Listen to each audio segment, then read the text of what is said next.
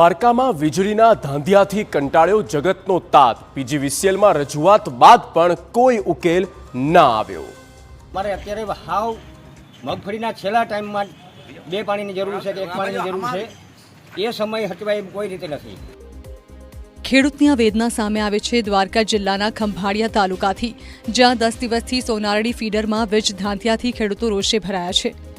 એક તરફ આ વિસ્તારમાં વરસાદ ઓછો અને બીજી તરફ વીજળીના ધાંધિયાના કારણે ખેડૂતો પાણી પોતાના પાકને આપી શકતા નથી।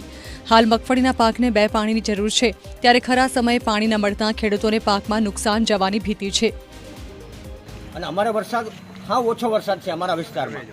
સોનાળી ફીડર આવે એ હાવ પાણીમાં કમ છે, પાછા શિયાળુ પાકે થાય એમ નથી, અને આ પાક અમારો મેન છે એ હાવ ફેલ જશે। એટલે આના માટે કાંઈક લાઇટની વ્યવસ્થા કરી દો। 10 દિવસથી ખેડૂતો દ્વારા પીજીવીસીએલમાં રજૂઆત કરવામાં આવી રહી છે, તેમ છતાં પીજીવીસીએલના અધિકારીઓ કોઈ ઉકેલ લાવી નથી રહ્યા। સોનારડી ફીડર હેઠળના ગામો પણ હાલ વીજળીથી વંચિત રહેતા પરેશાન થયા છે। કુવાડિયા, હસ્થલ અને શામૂર સહિતના ગામોને મુશ્કેલી વેઠવાનો વારો આવ્યો છે।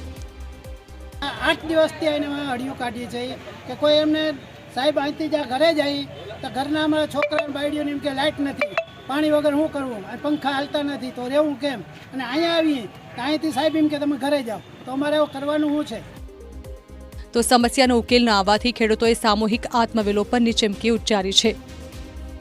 એક આ ભાદરવાન તડકો અમારી મુલાકાત મોઢે આવ્યો, કોર્યો અમારો અટાણ હાવ જાય તો આ કરોડોની આ અમારી આ મુહમ છે, તો આ ખેડૂતને આત્મહત્યા કરવું શું?